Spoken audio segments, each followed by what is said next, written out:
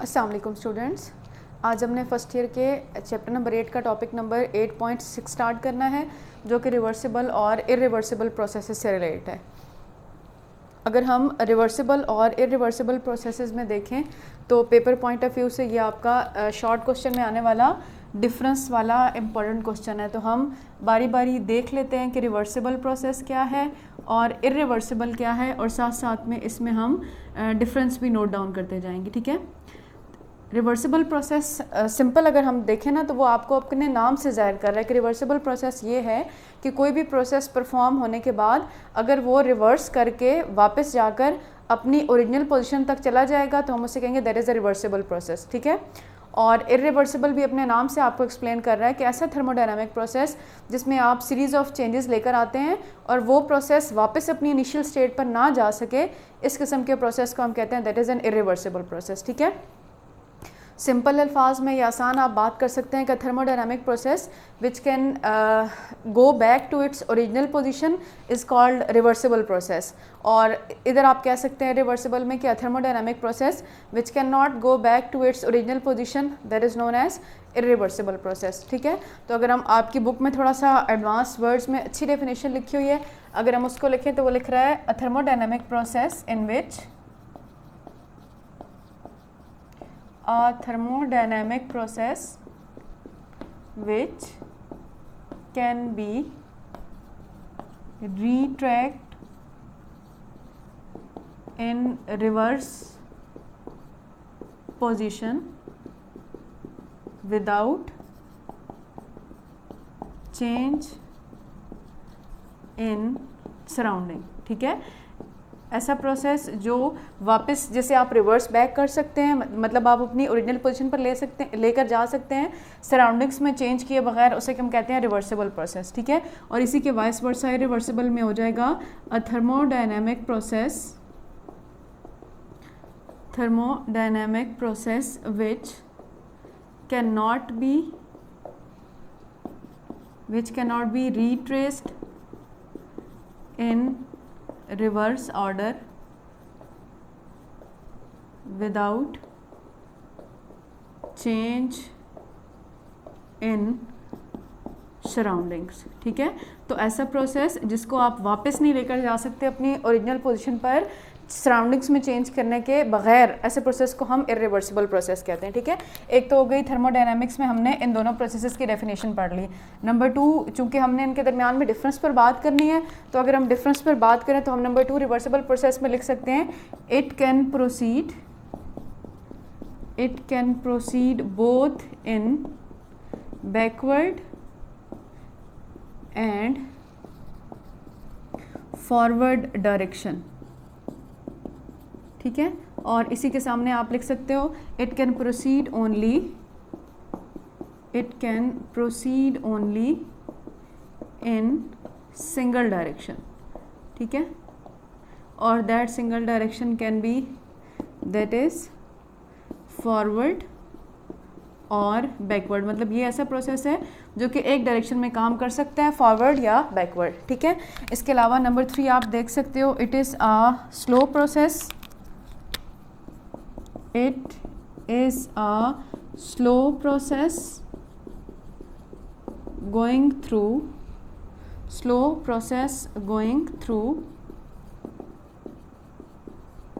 series of small changes maintaining equilibrium at each step. यानी कि ये एक स्लो प्रोसेस है और इस प्रोसेस में जो चेंज होता है ये स्लोली होता है, बहुत सारी चेंजेस प्रोड्यूस होती हैं, मतलब स्टेप बाय स्टेप ये प्रोसेस परफॉर्म किया जाता है और जो हर स्टेट होती है वो अपनी इक्विलिब्रियम पोजीशन को मेंटेन करके रखती है। ठीक है। और स्टूडेंट्स इसके सामने आप लिख सकते हैं it is a fast process going in single attempt या performed in single attempt without maintaining equilibrium state,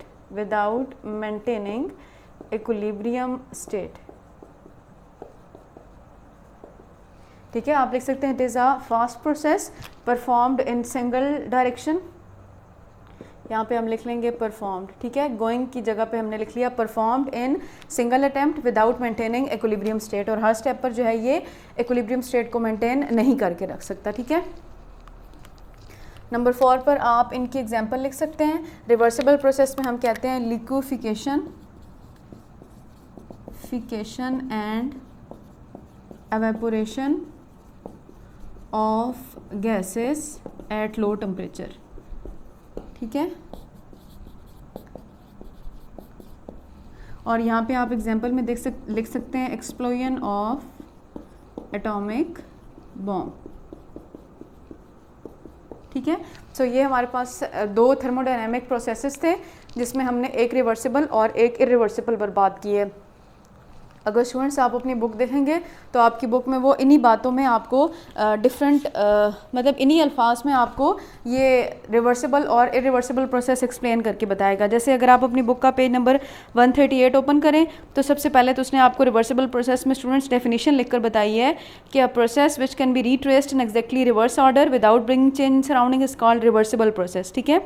अब इसको वो एक्सप्लेन किन वर्ड्स में कर रहा है कि for example if in a direct process heat is absorbed it will evolve in the reverse process, or if work is done by the system in direct process it will be done on the system in reverse process। मतलब heat absorbed और heat release की बात कर रहा है और work done on the system या work done by the system की बात कर रहा है, ठीक है। In real no actual change is exactly reversible but some can be taken as if done slowly। Examples of such process कह रहा है कि जी जब आप किसी भी सिस्टम में चेंज लेकर आ जाते हैं ना तो रियल केसेस में ऐसा पॉसिबल नहीं होता कि आप उसको अपनी ओरिजिनल शेप पर वापस लेकर जाएं, लेकिन अगर हम उस जो आप चेंजेस लेकर आ रहे हैं वो बहुत स्लोली लेकर आएँ तो सम टाइम ऐसा हो सकता है कि हम उसे आइडियल केस कंसिडर करके वापस अपनी ओरिजिनल पोजीशन पर लेकर जा सकते हैं। अगर आपका सिस्टम वापस अपनी ओरिजिनल स्टेट पर चला जाता है तो फिर हम उसे कहते हैं कि वो सिस्टम रिवर्सिबल सिस्टम है या वो प्रोसेस रिवर्सिबल प्रोसेस है, ठीक है। इसमें वो आपको एग्जांपल दे रहा है transformation between water in liquid state and ice, liquefication and evaporation of substance performed slowly, और melting, freezing, boiling, condensation and dissolving are the reversible processes. मतलब ये डिफरेंट जो है वो आपको एग्जांपल दे रहे हैं, कोई भी आप इनमें से एक याद कर सकते हैं। नेक्स्ट जो है वो आपको बता रहा है कि irreversible process which can not be retraced in exactly reverse order without bringing change surrounding is called irreversible process. और इरिवर्सिबल की स्टूडेंट्स में आपको एग्जांपल दे रहा है प्रोसेसेस इन्वॉल्विंग फ्रिक्शन और dissipation of energy, processes which occur suddenly, decaying of animals and plants, convection, conduction and radiation are irreversible processes, ठीक है। ये जो हीट फ्लो के मेथड होते हैं ना, हीट के फ्लो करने के 3 ही तरीके होते हैं, कन्वेक्शन, कंडक्शन और रेडिएशन, कह रहा है ये जो है वो इरिवर्सिबल प्रोसेस में इंक्लूड कर रहे होते हैं, ठीक है। नेक्स्ट जो है वो आपको थर्ड एग्जांपल या थर्ड जो केस बता रहा है वो साइक्लिक प्रोसेस का बता रहा है। देखिए साइक्लिक प्रोसेस भी आपको अपने नाम से इन्फॉर्मेशन रिप्रेजेंट कर रहा है कि ऐसा प्रोसेस जो कि एक कंप्लीट साइकिल की फॉर्म में हो रहा होगा, यानी कि आप अपने सिस्टम को जिस स्टेट से चेंज करना स्टार्ट करेंगे या जिस पॉइंट से चेंज करना स्टार्ट करेंगे, अगर आपका सिस्टम स्टूडेंट्स वापस उसी स्टेट पर चला जाए, उसी पॉइंट पर चला जाए, तो हम कहेंगे that is a cyclic process. उसको एक्सप्लेन करने के लिए वो आपको फिगर नंबर 8.15 में एक प्रेशर वॉल्यूम ग्राफ बनाकर दे रहा है और आपको 2 पॉइंट्स बता रहा है ए और बी। वो कह रहा है कि अगर कोई भी ऑब्जेक्ट पॉइंट 1 से स्टार्ट करता है और 2 पर जाता है और फिर अगर 2 से मूव करके वापस 1 पर चला जाता है, यानी कि ये दोनों पाथ ए और बी दोनों पाथ कवर करता है, तो देखिए आपके सिस्टम ने 1 से मूव करना शुरू किया था, 2 पर गया और फिर 2 से मूव करके वापस आ गया 1 पर, तो हम कहते हैं that is a cyclic process. और यहाँ पर वो आपको कह रहा है कि जी a succession of events which bring the system back to its initial condition is called cyclic process. मतलब वो ऐसा प्रोसेस जो कि अपनी इनिशियल स्टेट पर वापस चला जाता है, उसे हम कहते हैं that is a cyclic process, ठीक है।